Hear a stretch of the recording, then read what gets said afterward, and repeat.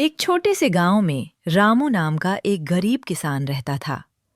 उसके पास थोड़ी सी जमीन थी, एक छोटा सा घर था और उसके साथ रहते थे उसकी पत्नी सीता और उसका बेटा मोहन।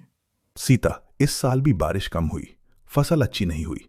पता नहीं इस बार घर का खर्च कैसे चलेगा। चिंता मत करो, भगवान का नाम लो, कुछ ना कुछ रास्ता निकल ही आएगा। पिताजी, मैं भी कुछ काम करूंगा, आपकी मदद करूंगा। एक दिन रामू अपने बेटे के साथ नदी किनारे गया। वहां उसने देखा कि एक मछुआरा रमेश बहुत सारी मछलियां पकड़ रहा था। अरे रामू भाई, कैसे हो? देखो, आज कितनी मछलियां पकड़ी हैं। बाजार में अच्छे दाम मिलेंगे। तुम्हारी किस्मत अच्छी है रमेश। मेहनत करो और तुरंत पैसा मिल जाता है। हम किसान पूरा साल खटते रहते हैं, फिर भी कुछ हाथ नहीं लगता। ऐसी बात नहीं है भाई। रमेश घर पहुंचा तो उसकी पत्नी गीता चिंतित दिखी। आज फिर बाजार में दाम कम मिले। और सुनो, बेटे को तेज बुखार है, दवाई के पैसे भी नहीं हैं।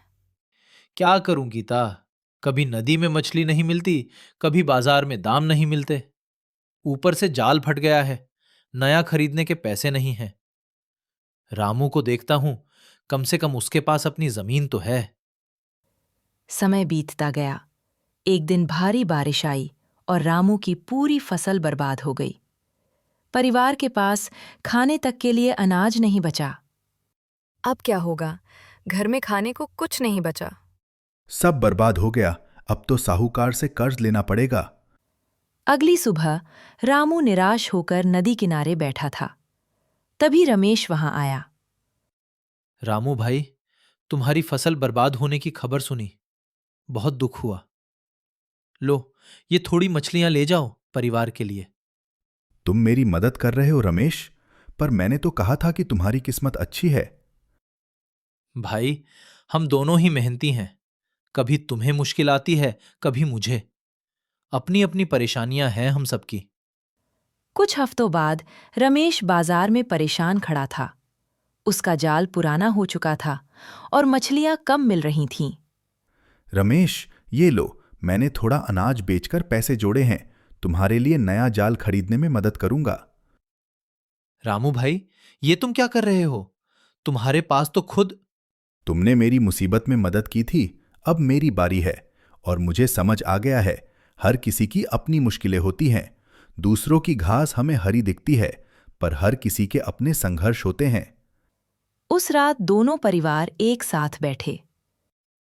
पिताजी, आज मैंने समझा कि दूसरों से तुलना करना गलत। सही कहा बेटा, हर व्यक्ति अपनी जगह पर संघर्ष करता है और सबसे बड़ी दौलत है एक दूसरे का साथ और मदद। हम दोनों अब मिलकर काम करेंगे।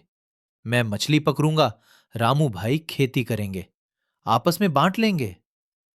यही तो असली समझदारी है। अकेले लड़ने से बेहतर है साथ लड़ना। कुछ महीने बाद दोनों परिवारों की हालत सुधर गई। वे मिलकर काम करते और मुश्किल समय में एक दूसरे का साथ देते। रमेश, आज मुझे समझ आया, किस्मत तो सभी की जैसी होती है। फर्क सिर्फ इतना है कि हम अपनी किस्मत को कैसे देखते हैं। बिल्कुल सही। और सबसे जरूरी है संयम, मेहनत और एक दूसरे का साथ। कुछ महीने बाद दोनों परिवारों की हालत सुधर गई। वे मिलकर काम करते और मुश्किल समय में एक दूसरे का साथ देते। हर किसी के अपने संघर्ष होते हैं। तुलना करने से अच्छा है अपने काम पर ध्यान देना। संयम सबसे बड़ी धन है।